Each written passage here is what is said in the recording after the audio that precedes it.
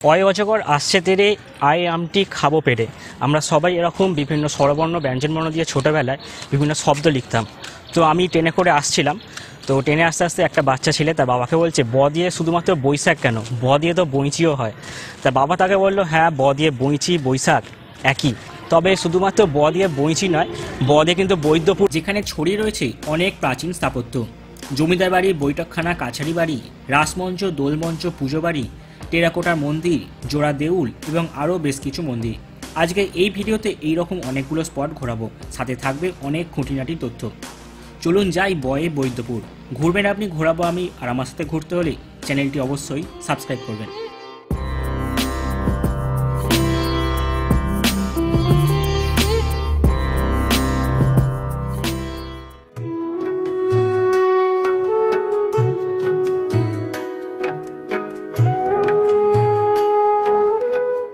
হাওড়া থেকে 68 কিলোমিটার দূরে বইঁচি স্টেশনে পৌঁছতে সময় লাগলো 1.5 ঘন্টার কিছু বেশি।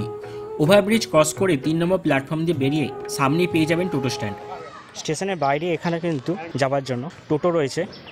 এই টোটো করেই আমরা যাব বৈদ্যপুর। টোটো ভাড়া একটু দরদাম করেই নেবেন। স্টেশন থেকে বৈদ্যপুরের দূরত্ব প্রায় 8 কিলোমিটারের কাছাকাছি। সময় লাগবে মিনিট 20 মতো এবং টোটো ভাড়া মাথাপিছু 25 টাকা।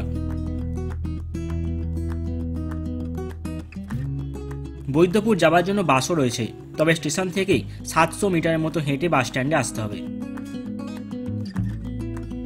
চলে এসেছি এখন বৈদ্যপুর। আমার সামনে এই রাস্তা সোজা চলে যাচ্ছে কালনার দিকে, আর আমরা এগিয়ে যাব সামনের রাস্তা ধরে।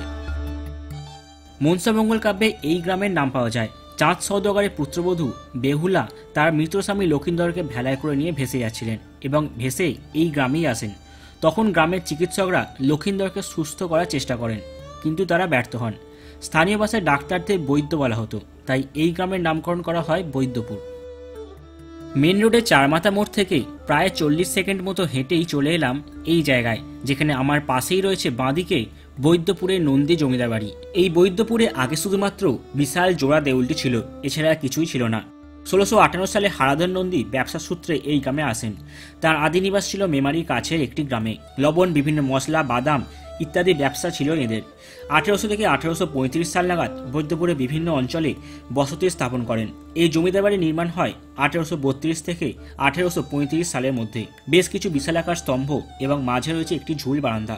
তবে বর্তমানে এই বারান্দায় এখন ভেঙে ঝুলছে। রয়েছে বিশাল বড় বড় সব জানলা, যা পথচলতি মানুষদের দৃষ্টি আকর্ষণ করে। তবে বর্তমানে এই জমিদার বাড়িতে কেউ থাকেন না এবং সামনেই রয়েছে আরও 2টি প্রাচীন মন্দির। নবরত্ন শৈলীতে নির্মিত প্রাচীন এই শিব মন্দিরটি, যেটি বয়সের ভারে এতটাই জীর্ণ যে 2খানা রত্ন অলরেডি ভেঙে গেছে, আর সমস্ত এখন খুব একটা হয় না, দেখেই বোঝা যাচ্ছে ওপরে গাছপালা রয়েছে। 30 ফুট উচ্চতার এই নবরত্ন মন্দিরটি 1802 খ্রিস্টাব্দে নন্দী পরিবারের জমিদার জয়দেব নন্দী তার মায়ের স্মরণে এই মন্দিরটি নির্মাণ করেন। নবরত্ন ও আটচালা 2টি মন্দিরে রয়েছে শিবলিঙ্গ।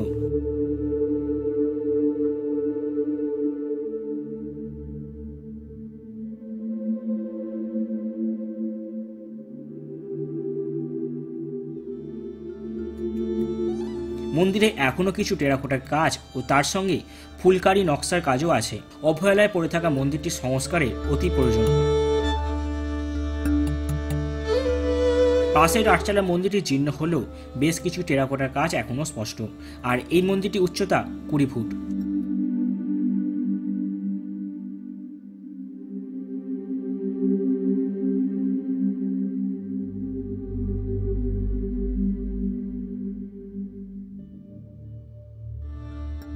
আটচালা শৈলীতে নির্মিত যে শিব মন্দিরটি রয়েছে, এই শিব মন্দিরের নিচের দিকে টেরাকোটার কাজগুলো এখনও কিন্তু বেশ স্পষ্ট। টেরাকোটার এই 2টি মন্দির দেখে নিলাম। এবার যাব আমাদের 3 নম্বর স্পট, নন্দীদের পুজো বাড়ি। মন্দির থেকে জাস্ট কয়েক পা দূরত্ব। চলে এসেছি এখন পুজো বাড়ির ঠিক সামনে।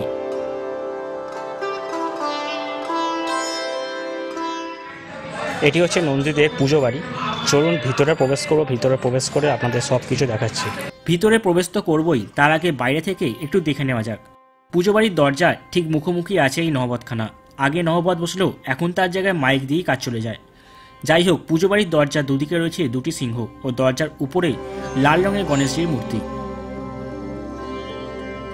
প্রবেশ করলাম পুজো বাড়ির দালানে। কত বিশাল এই পুজো বাড়ি, ভিতরটা বেশ পরিষ্কার পরিচ্ছন্ন। 1832 থেকে 1835 সালের মধ্যে প্রতিষ্ঠিত পুজো বাড়িটি ইন্দো অ্যাংলো স্থাপত্য শৈলীতে নির্মিত। সামনেই দুর্গা দালান, আর 3 দিকে রয়েছে বেশ অনেকগুলো ঘর, যেমনটা আমরা বনেদি বাড়ি বা অনেক জমিদার বাড়ি বা রাজবাড়িতে দেখে থাকি। এতগুলো ঘর থাকলেও কেউ থাকেন না এই বাড়িতে। আর এই পুজো বাড়িতে নন্দী, জমিদার বাড়ি, বিভিন্ন পুজো যেমন দুর্গা পুজো, লক্ষ্মী পুজো, কালী পুজো, সরস্বতী পুজো, এরকম সমস্ত পুজোই অনুষ্ঠিত হয়। 5 খিলান দক্ষিণমুখী দালানের উপর সুন্দর পঙ্খের কাজ, আর মা দুর্গার কাঠামো তো প্রায় রেডি।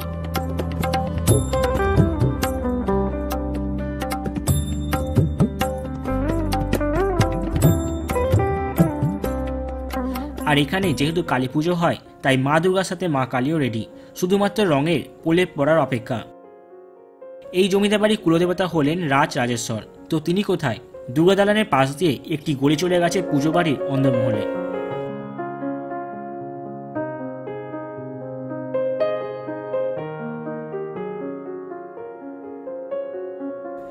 রাজেশ্বর হলেন কোষ্ঠী পাথরের নারায়ণ শিলা।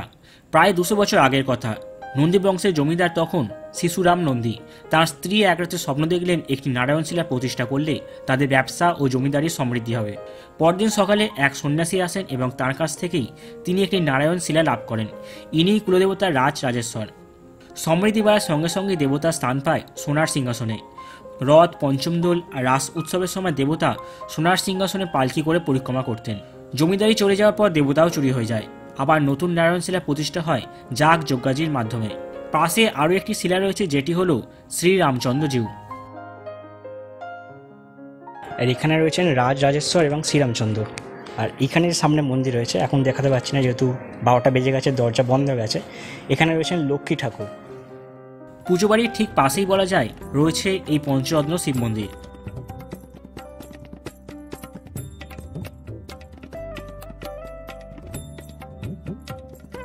তো এই মুহূর্তে আমি চলে এসেছি নন্দীদের কাছারি বাড়ির সামনে। এই হচ্ছে কাছারি বাড়ি, আর সামনেই রয়েছে একটি জংধরা লোহার পুরাতন পোস্ট বক্স।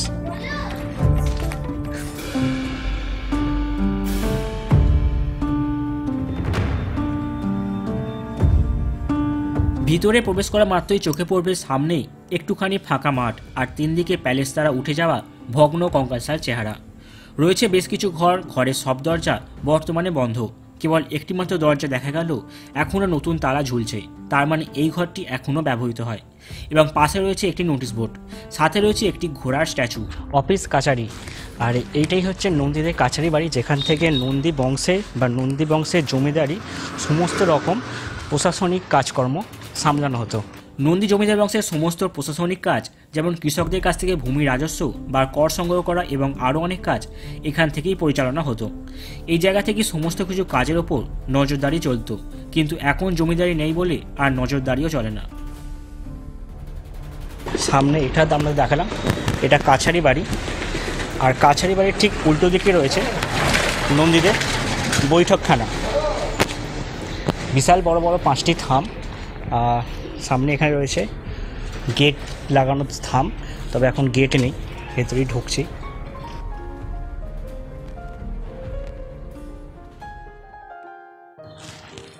উপরে রয়েছে একটি ঝুল বারান্দা। ওই জায়গাটা কিন্তু এখন পায়রাদের দখলে। নিচেটার অবস্থা দেখে বুঝতে পারছেন বেশ অনেক দিনই পরিষ্কার হয় না। আর থামের ওপরে যে কারুকার্যগুলো আছে ওগুলোকে একদমই কিন্তু অসাধারণ সুন্দর। এখন কেবল অনুমানই করা যায় এই বাড়িতে কতটা রাজকীয়তা ছিল।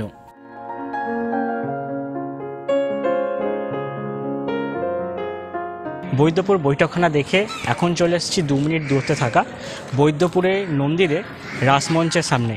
আমার সামনে এখন রয়েছে এটি রাসমঞ্চ, ওখানে রয়েছে দোল মঞ্চ, এটা শিব মন্দির, সামনে ওখানে রয়েছে জগদ্ধাত্রী মন্দির, এবং পিছনে রয়েছে আরও একটি বেশ বড় সড়ো মন্দির, সেটা পরে যাচ্ছি। আগে এই জায়গাটা আপনাদের একটু ঘুরিয়ে দিই। রাসমঞ্চের আকৃতিটা দেখুন, কতটা বিশাল জায়গা জুড়ে রয়েছে এই রাসমঞ্চ।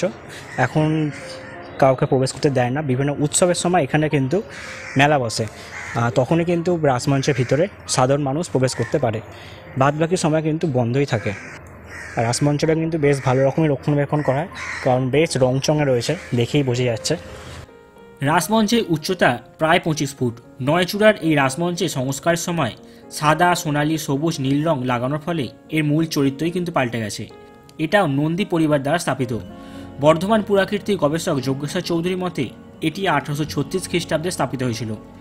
আগে বিরাট মেলা ও কীর্তনের উৎসব চলত। জমিদারি কাল চলে গিয়ে মেলার উজ্জ্বলতাও কমে গেছে, তবে এখনও মেলা বসে রাস উৎসবের সময়। সেই কারণে এই এলাকার নাম রাসতলা।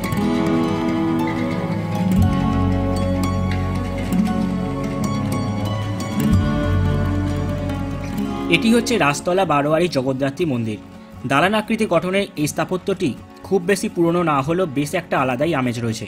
সামনে রয়েছে বিশাল 4টি স্তম্ভ, কড়িবরগার ছাদ ও দালানের মধ্যে রয়েছে মা জগদ্ধাত্রী কাঠামো। আর দালানের মেঝেতে রয়েছে একটি ফলক, যাতে লেখা রয়েছে এটি প্রতিষ্ঠাতার নাম এবং কার স্মৃতির উদ্দেশ্যে এটি প্রতিষ্ঠিত হয়েছিল।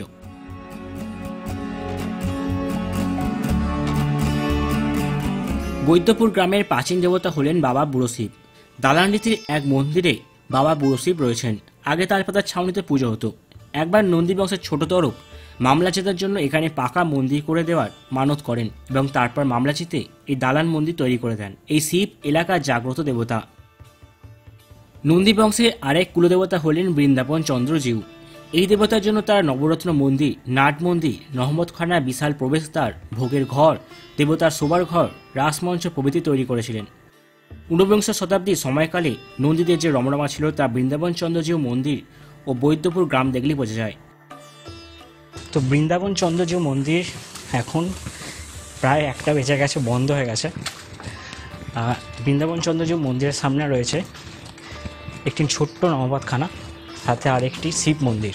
সেই সময় এই নহবতখানায় সকাল সন্ধ্যা নহবত বসত। আজ জৌলুস কমে গেলেও গ্রামে রয়ে গেছে দেবতা মন্দির ও আরও অনেক কিছু। বাংলার 1252 সনে বা 1845 খ্রিস্টাব্দে শিশুরাম নন্দী এই মন্দিরটি তৈরি করেছিলেন। এই গ্রামের মধ্যে দক্ষিণেশ্বরের মতো সুন্দর নবরত্ন মন্দির অবাক করে দেয়। কালো কোষ্ঠী পাথরে কৃষ্ণ ও অষ্টধাতুর রাধা মূর্তি পূজিত হচ্ছেন। এই মন্দিরের প্রধান উৎসব হলো রাস উৎসব। নন্দী জমিদার বাড়ি প্রায় সমস্ত কিছুই দেখা হয়ে গেছে। যেটা বাকি পড়ে আছে সেটা হচ্ছে জোড়া দেউল। চলুন এবার সেদিকেই যাই। বেশি দূর নয়, এই চত্বরের মধ্যেই রয়েছে এই যে জগদ্ধাত্রী মন্দিরটা দেখালাম, ওই জগদ্ধাত্রী মন্দিরের ঠিক পিছনের মাঠেই রয়েছে। বৈদ্যপুরের প্রধান আকর্ষণগুলোর মধ্যে একটি জোড়া দেউল। এটি হলো নৃসিংহদেবের মন্দির, কিন্তু বর্তমানে কোনো বিগ্রহ নেই। জোড়া দেউলের বড়টি প্রায় 30 ফুট এবং ছোটটি প্রায় 20 ফুট উঁচু। গঙ্গারাম নামে ব্যক্তি এই মন্দিরের নির্মাণ কার্য অনুমোদন করেন 1580 সালে এবং এটি প্রতিষ্ঠা হয় 1599 খ্রিস্টাব্দে। এই প্রাচীন মন্দিরের স্থাপত্য দেখার মতো। ইট দিয়ে তৈরি আর মন্দিরের উপরে টেরাকোটার কাজ, যা এক কথায় অনবদ্য। মন্দিরের দেওয়ালে এখনও টেরাকোটার কারুকাজ অবাক করে দেয়। সেই সময়কার শিল্পীদের দক্ষতার প্রমাণ এই অতি সূক্ষ্ম কারুকাজের ঠাসা টেরাকোটা শিল্প। স্থাপত্যের কারণে 1913 সালে এই দেউলকে রাষ্ট্রীয় মর্যাদাপূর্ণ স্মারক হিসাবে ঘোষণা করা হয়।